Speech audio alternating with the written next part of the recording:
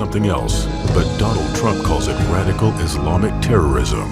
That's why he's calling for a temporary shutdown of Muslims entering the United States until we can figure out what's going on. He'll quickly cut the head off ISIS and take their oil.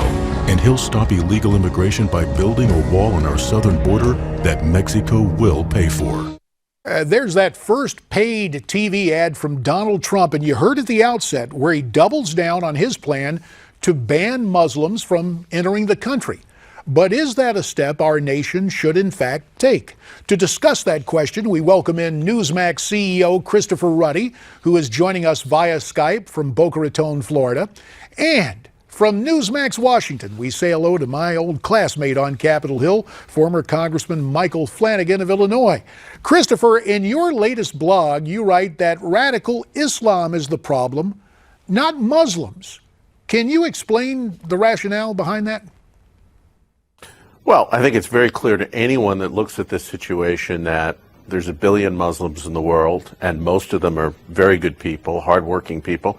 Many of them share the same values and aspirations that Americans share, Christians share, Jews share. And unfortunately, many people have branded them as a group and their religion for a small segment of radicals, of extremists. And I think it's very important, and what I wrote on the blog today is that we separate the bad guys, the small number of bad apples.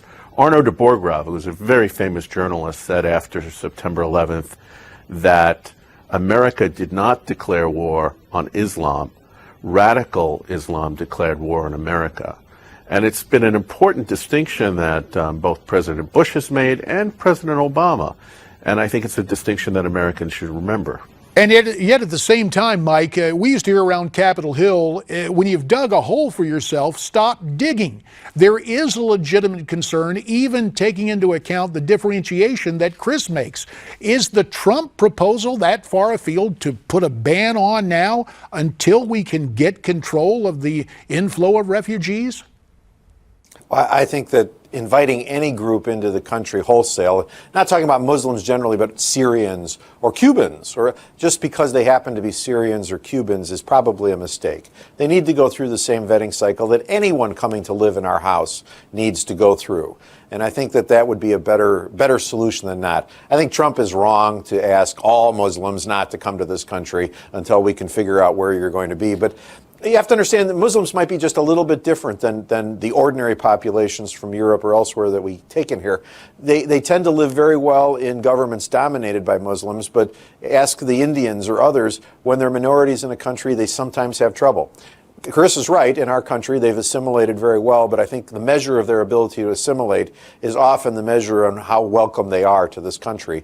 And Muslims don't have a great track record with that, at least externally, and I think we need to help them assimilate better internally. Well, internally, I think America has been an example.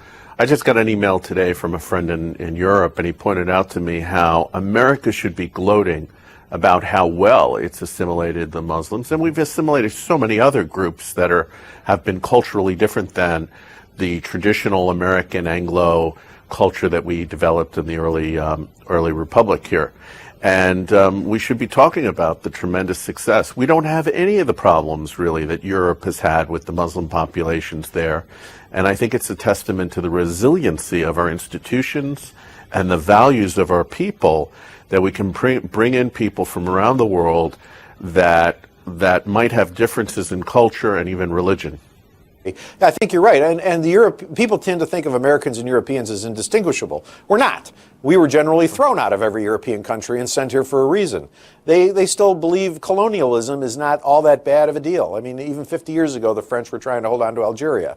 And they have an innate belief that other people should come in and do work for them. We have rejected that years ago, if we ever held it at all. And I think we are uniquely able to take care of populations as they come over. But to bring them in large numbers, unvetted, is problematic. And that might be what Trump is really talking about. But I'm not sure. I think we agree that Trump is right that we need to have a sane immigration policy. And you know, if you really dig down, Trump is not opposed to immigration. He is for legal immigration.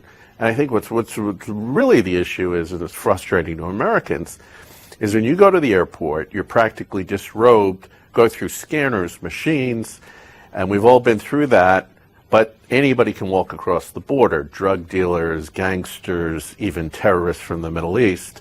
And it's just bizarre that our government can't seem to secure the border. And I think that's the frustration that Trump is touching upon. Well, there is frustration about the border. There is also frustration about assimilation. You two gentlemen talked about this country in contrast to, say, our friends in France. But it does remain a concern, and obviously Donald Trump has struck a very responsive chord talking about this ban. Gentlemen, we thank you both for your point of view on this important question. Now, you heard what Chris and Mike had to say. Agree or disagree? Send me your comments at newsmaxtv.com/comments. There's more ahead as we continue.